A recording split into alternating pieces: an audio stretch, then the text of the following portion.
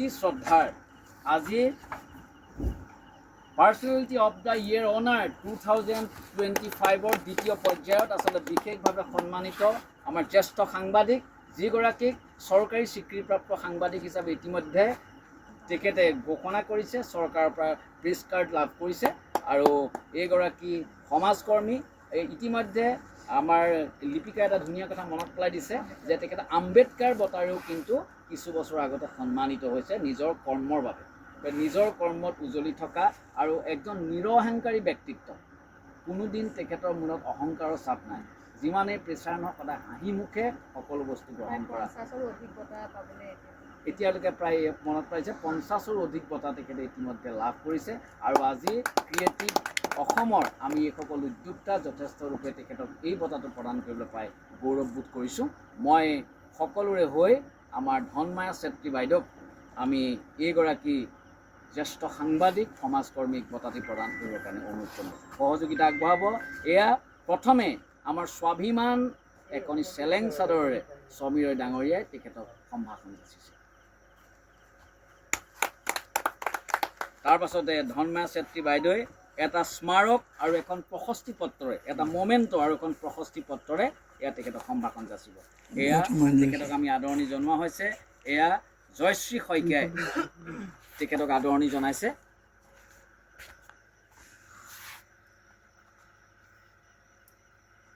তাৰ পাছতে তেখেতৰ হাতত এই গৌৰৱোজ্জ্বল আমি স্মাৰকটো মমেণ্টটো তুলি দিয়া হৈছে, নহয় জানো লিপিকা? এই গৌৰৱোজ্জ্বল মুহূৰ্ত সকলোৰ পৰা এজাউৰি হাত চাপৰি বিচাৰিলোঁ। এয়া এক বিৰলখন গৌৰৱোজ্জ্বল মুহূৰ্ত মহাবাহু ব্ৰহ্মপুত্ৰৰ বুকুত চাংপো জাহাজৰ ভিতৰত আৰু লগতে এখন তেখেতলৈ প্ৰশস্তি পত্ৰ আগবঢ়াব।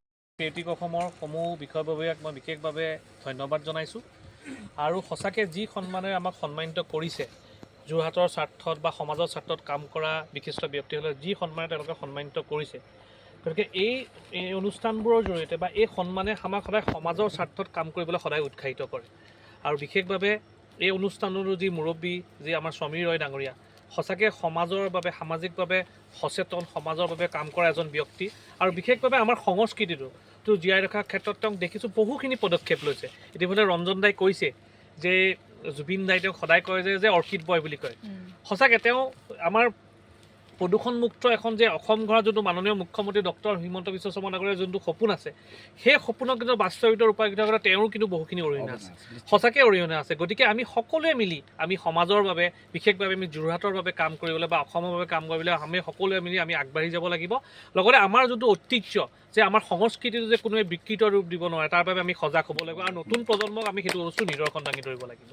আৰু বিশেষভাৱে পুনৰবাৰ মই ক্ৰিয়েটিভ অসমৰ প্ৰত্যেকজন বিষয়ক বিশেষভাৱে মই ধন্যবাদ জনাইছোঁ, ইমান আমাক উৎসাহিত কৰাৰ বাবে যে আৰু দুগুণ গতিৰে দুগুণ উৎসাহে সমাজৰ স্বাৰ্থত যে আমি কাম কৰি যাব পাৰোঁ। পুনৰবাৰ উদ্যোক্তাসকলক ধন্যবাদ মোৰ বক্তব্য সামৰিছোঁ। জয় আপ। ধন্যবাদ।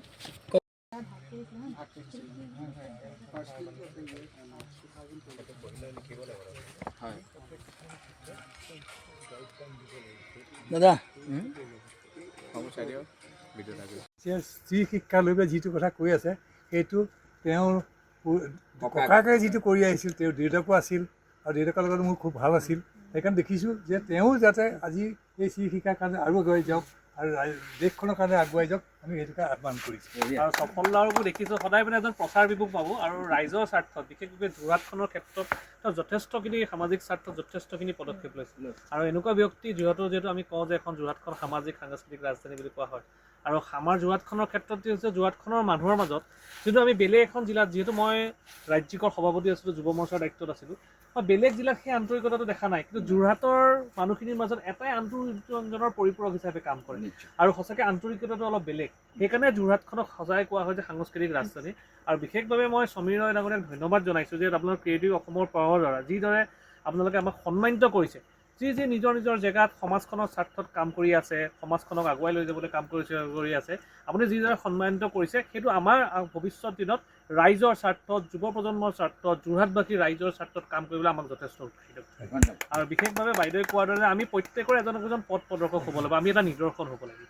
গতিকে পুনৰবাৰ মই ক্ৰিয়েটিভ অসমৰ বিশেষকৈ ক্ৰিয়েটিভ অসমৰ প্ৰত্যেকজন কাৰ্যকৰ্তাক মই বিশেষভাৱে ধন্যবাদ জনাইছোঁ। লগতে ৰঞ্জন দা সঁচাকৈ খুব সাংস্কৃতিক সংস্কৃতিটো জীয়াই ৰখাৰ ক্ষেত্ৰত তেওঁ সদায় বিভিন্ন পদক্ষেপ লৈছে সমীৰ দাৰ লগত। গতিকে পুনৰবাৰ উদ্যোগটোক ধন্যবাদ জনাই মোৰ বক্তব্য সামৰণি মাৰিছোঁ।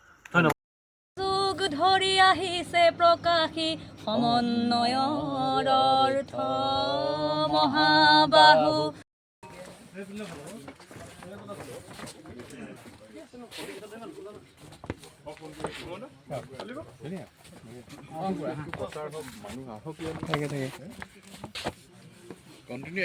সকলোৱে আসন গ্ৰহণ কৰক।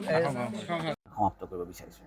আহক আমি অসম সংগীতেৰে জয় অসম, আমি অসম সংগীতেৰে অনুষ্ঠান যোৰহাট জয় অসম। জয় যোৰহাটক এইটো আমি হয় ঠিক আছে। আহক দিয়ক আৰম্ভ কৰি ধন্যবাদ।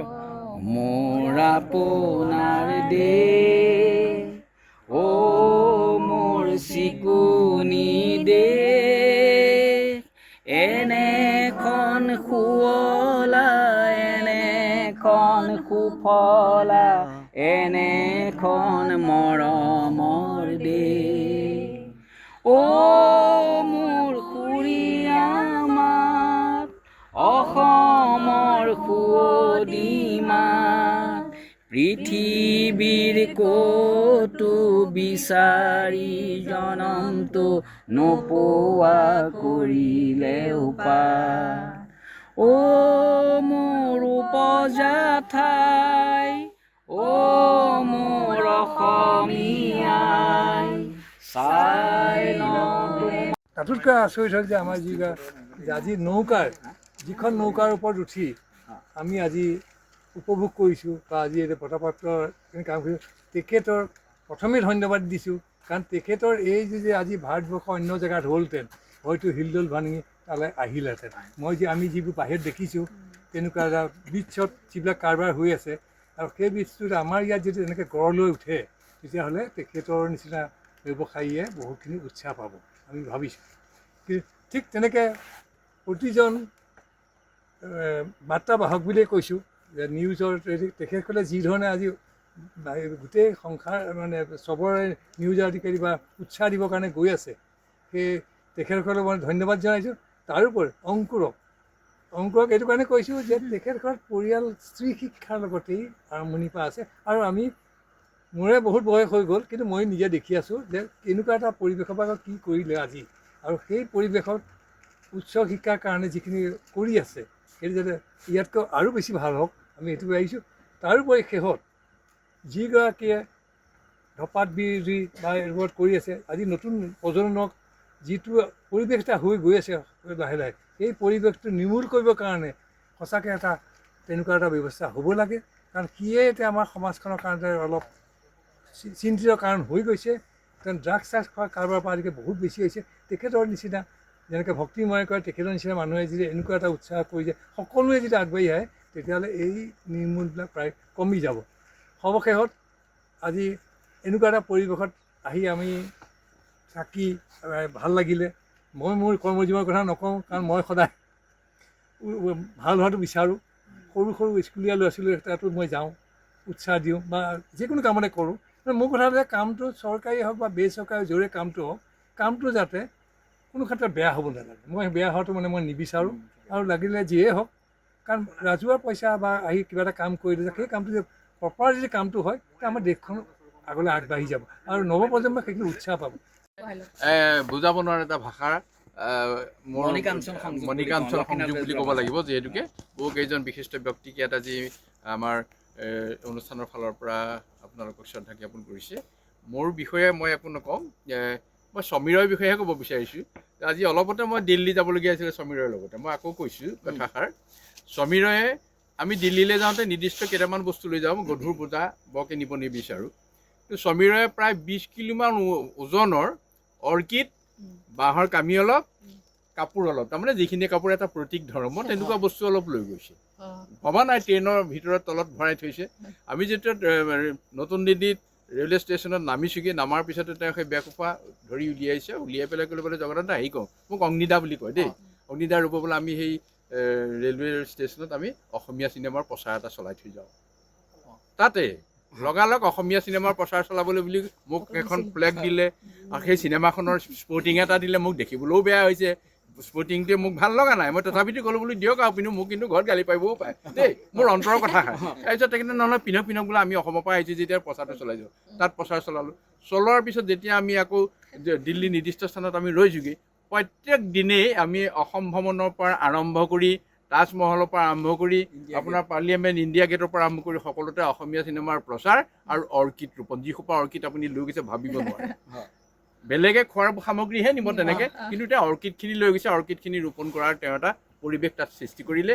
অসম ভ্ৰমণত যেতিয়া আমি অৰ্কিড ৰোপণ কৰিছোঁ, তেতিয়া আপোনাৰ পৰিমল শুক্লবৈদ্য ছাৰ আহিলে। সেই মুহূৰ্তত আমাৰ গুৱাহাটী হাইকোৰ্টৰ চিফ জাষ্টিছো সেইখিনিতে উপস্থিত হ'ল। কি সৌভাগ্য নাজানো, দুয়ে আমাৰ অৰ্কিড ৰোপণত তেখেতক সহযোগিতা কৰিলে আৰু সকলোৱে উৎসাহিত কৰিলে যে আমি দিল্লীতো অসমৰ হৈ আমি অৰ্কিড ৰোপণৰ এটা পৰিৱেশ পৰৱৰ্তী সময়ত সৃষ্টি কৰিম। গতিকে সেইটো প্ৰাণেৰে, সেইটো মনেৰে কাম কৰি থকা সমীৰ ৰয়ক মই ভাবিছোঁ আপোনালোকৰ আশীৰ্বাদ আৰু দিয়ক, সমীৰ ৰয়ে আৰু আগবাঢ়ি যাওক। গতিকে সুস্বাস্থ্যৰ অধিকাৰী হওক। মই তেখেতৰ আৰু কাৰ্যক্ৰমৰ সম্পৰ্কে আপোনালোকক অৱগত নকৰোঁ। আৰু মই এটা কথা কিন্তু আহ্বান জনাম, আমাৰ অংকুৰ কি সকলো আছে, বিশিষ্ট ব্যক্তি সকলো আছে, মই কৰি থকা কামটো ইতিমধ্যে স্বচ্ছ ভাৰত, পানী সংৰক্ষণ, যক্ষ্মা মুক্ত আৰু কেঞ্চাৰ নিৰ্মূলকৰণত কাম কৰি আছোঁ। গতিকে আপোনালোকৰ সহযোগিতা আগবঢ়াব। এইখিনি ক্ষেত্ৰত আমি যিমানখিনি পাৰোঁ আমাৰ ব্যক্তিসকল, মোৰ আচলতে এনেকৈ সভা সমিতিয়ে কথা কোৱাৰ মোৰ একেবাৰে অভ্যাস নাই, আৰু খুবেই অনুষ্টুপীয়াকৈ মানে কিবা হ'লে কথা ক'ব পাৰোঁ আৰু দুই এষাৰ, আদাৰৱাইজ বৰ অসুবিধা হয়। আপোনালোক ইয়াত অহাৰ কাৰণে প্ৰথমতে মই ধন্যবাদ জনাইছোঁ। সমীৰ দাক অশেষ ধন্যবাদ জনাইছোঁ। মই ভাবিছিলোঁ সমীৰ দা আচলতে অকলে আহিব, আৰু সমীৰ দা কৈছে 4টা বজাত তুমি থাকিবানে? মই থাকিম দাদা, আপুনি আহক। মই ভাবিছিলোঁ আহিব তেওঁ অকলে, কিন্তু আপোনালোকক গোটেইখিনি মানুহ একেলগে দেখি মই আচলতে নাৰ্ভাছ হৈছিলোঁ প্ৰথমতে। তাৰপিছতে অংকুৰ দা আহিল, দাদাৰ লগত কথা পাতিলোঁ, তাৰপিছত সকলো আহিল। সঁচাকৈ মোৰ কাৰণে খুব সৌভাগ্য, আমাৰ গোটেই অনুষ্ঠানটোৰ কাৰণে আজি এইটো চাংপো এজ এ ভেঞ্চাৰ আমাৰ কাৰণে এটা ডাঙৰ সৌভাগ্য যে আপোনালোক আহিলে। আমি এটা সৰু এটা সপোন লৈ পিনে এইটো ষ্টাৰ্ট কৰিছিলোঁ প্ৰায় 7 বছৰমান হ'ল আজি। তেতিয়াৰ পৰা যোৰহাটৰ লগত চিনাকি, তেতিয়াৰ পৰা নহয়, মই চাকৰি সূত্ৰে যোৰহাটলৈ আহিছিলোঁ। তাৰপিছতে এতিয়া যোৰহাট লাহে লাহে, ধেমাজি যে মোৰ গৃহভূমি আছিল মই পাহৰি গ'লোঁ, যোৰহাটৰ লগত সংপৃক্ত হৈ গ'ল, আৰু সকলো কথাই এতিয়া যোৰহাটৰ লগত জড়িত। আৰু যোৰহাটে মোক তেনেকৈ ধৰণেই আঁকোৱালি ল'লে। প্ৰত্যেকটো কিবা কিবি অসুবিধাত বৰা দা আহে, অমৰ দা আছে, সকলো মানুহ যেতিয়াই যি ধৰণৰ বিপদ হয়, কিবা হয়, তেওঁলোক নিজেই আগবাঢ়ি আহে। মই কোৱাৰ আগতে তেওঁলোক আহি পায়হি, সেইখিনিৰ কাৰণে সদায় কৃতজ্ঞ থাকিম মানুহখিনিৰ ওচৰত। কিন্তু তাতকৈ ডাঙৰ কথাটো হ'ল আপোনালোকে এই যে আমাৰ আজি অনুষ্ঠানটোলৈ আহিলে, মই ব্যক্তিগতভাৱে খুবেই সুখী। বহুতে কয় যে অসমৰ আয়ুস ৰেখা ব্ৰহ্মপুত্ৰ, কিন্তু আমি অসমীয়াই কিমানে ব্ৰহ্মপুত্ৰখন দেখিছোঁ, কিমান ভালকৈ দেখিছোঁ, কিমান ওচৰৰ পৰা দেখিছোঁ, আৰু কিমান দেখা উচিত।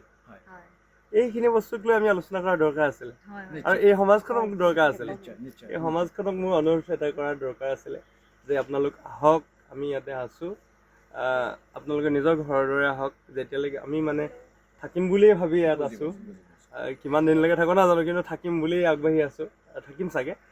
আমি অলপ কাম কৰোঁ, নদীখনক লৈ কাম কৰোঁ। নদীখনৰ স্ক'পিং ইমান বেছি ইয়াত কৰাৰ মানে পটেঞ্চিয়েলছ আছে, যিখিনি সঁচাকৈ আমি যদি একেলগে কৰিব পাৰোঁ।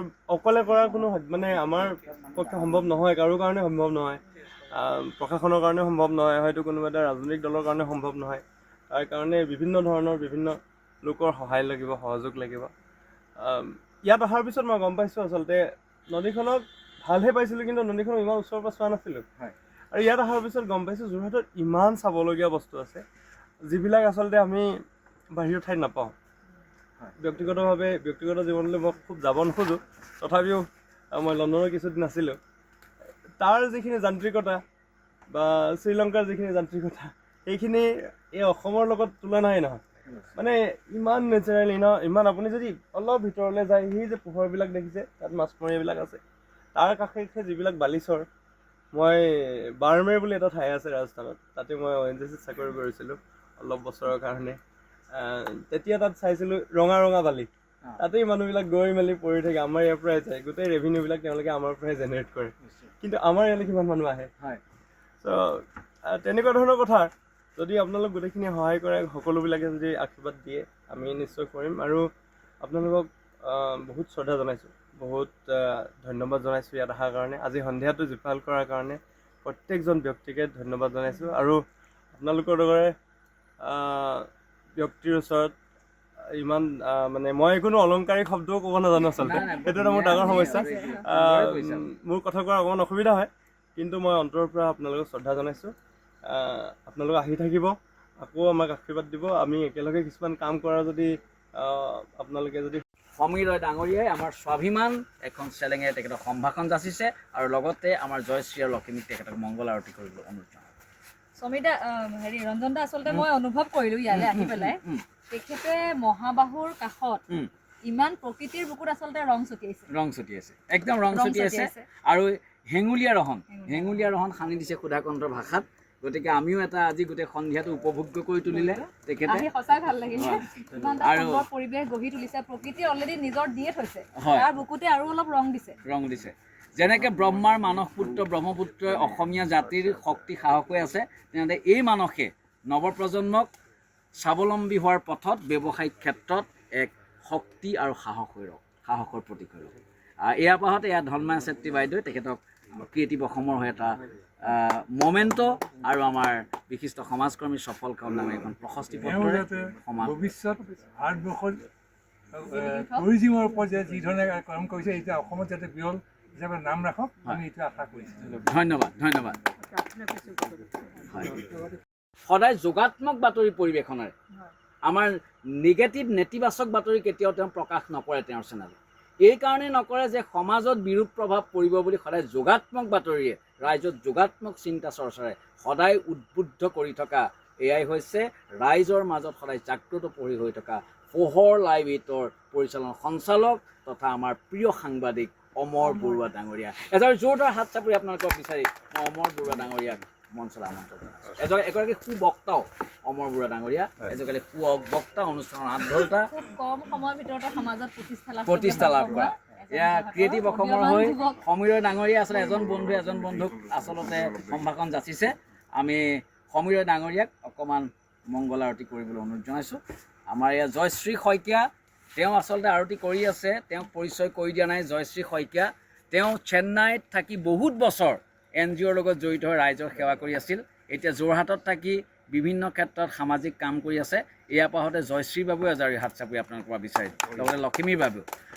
আমি সমীৰ ৰয় ডাঙৰীয়া আৰু এয়া পাহতে আমাৰ অতি শ্ৰদ্ধাৰ সফল খাউন ডাঙৰীয়াক আমি আৰু লগতে ধনমায়া চেত্ৰী বাইদেউ সহযোগিতা আগবঢ়াব। সমীৰ ৰয় ডাঙৰীয়াক ক্ৰিয়েটিভ অসমৰ হৈ এটি স্মাৰক আৰু এখন প্ৰশস্তি পত্ৰৰ সম্ভাষণ যাচিব অনুৰোধ জনাইছোঁ।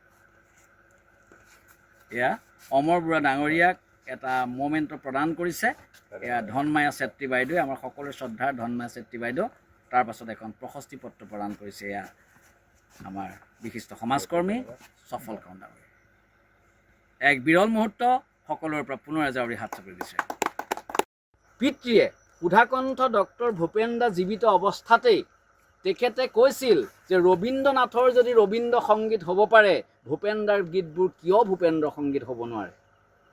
সেইজনেই হৈছে সমাজ হিতৈষী, সফল ব্যৱসায়ী তথা স্ত্ৰী শিক্ষাৰ বাটকটীয়া তেখেতৰ দেউতাক আৰু তেখেতেই মানে আমাৰ যিজনক আমি বঁটা প্ৰদান কৰিম, তেখেতৰ পিতৃ আৰু তেখেতৰ পিতৃৰ দেউতাক, তেখেতৰ ককাকে প্ৰথম দেৱীচৰণ বৰুৱা মহাবিদ্যালয়ৰ মানে স্ত্ৰী শিক্ষাৰ প্ৰতিষ্ঠানৰ বাটকটীয়া আছিল তেখেতসকল।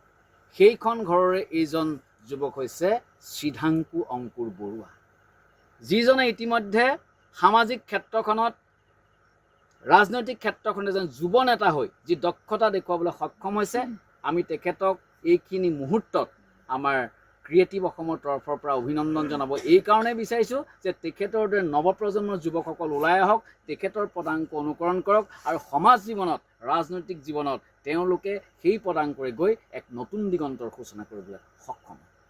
এই উদ্দেশ্যে আমি তেখেতৰ কৰ্মৰাজিৰ প্ৰতি আমি সন্মান জনাই এক সন্মান প্ৰদৰ্শন কৰিব বিচাৰিছোঁ। গতিকে সিদ্ধাংকু অংকুৰ বৰুৱাক মই আমন্ত্ৰণ জনাইছোঁ, আপোনালোকৰ এজাৰি জোৰদাৰ হাত চাপৰি। ইয়া চিৰতৰুণ সদা জীপাল। হয়, খুব ধুনীয়া ল'ৰা, যাৰ আচলতে আমাৰ সকলোৱে ভাল পায় সমাজ জীৱনৰ ৰাজনৈতিক জীৱনৰ এলাহ নথকা খুব কৰ্মোদ্যমী তেজস্বী যুৱক। আমাৰ এয়া ক্ৰিয়েটিভ অসমৰ সমীৰয় ডাঙৰীয়াই আমাৰ স্বাভিমান এখনি চেলেং চাদৰ তেখেতৰ সম্ভাষণ যাচিলে আৰু এয়া জয়শ্ৰী শইকীয়া আৰু লখিমী এয়া মংগল আৰতি কৰিছে সিদ্ধাংকুৰংকু বৰুৱাক সদায় এনেদৰে জীপাল হৈ থাকক সদায় চিৰসেউজ হৈ থাকক আৰু তেখেতৰ কৰ্মৰে সমাজখনক উজ্জীৱিত কৰক। তাৰ পাছতে আমাৰ মাজত উপস্থিত থকা দুয়োগৰাকী ব্যক্তিত্বক সফল খাউন ডাঙৰীয়া আৰু ধনমায়া চেত্ৰী বাইদেউক একেলগে তেখেতৰ হাতত বঁটাটো তুলি দিবলৈ অনুৰোধ জনাইছোঁ।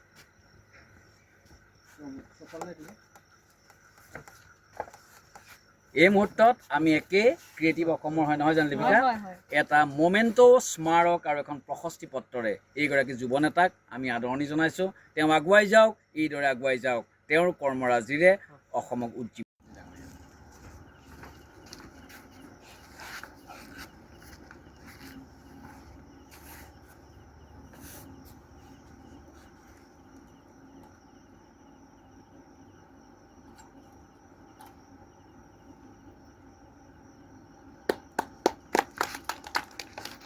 ধন্যবাদ। আমি আসন গ্ৰহণ কৰিবলৈ অনুৰোধ জনাই লিপিকা এতিয়া আমি মোৰ বঁটা বিতৰণি অনুষ্ঠানলৈ যাম। বঁটা বিতৰণিৰ আৰম্ভণিতে সমীৰয় ডাঙৰ হয় নাই ভাল হ'ব কৰি থাকোঁতে মানে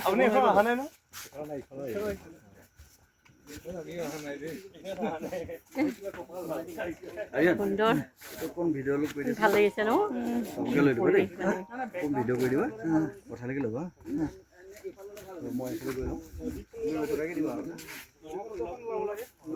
ভাল লাগিব হয় নাই তেতিয়াহ'লে সেই লাইটটো ইফালে কৰি দিব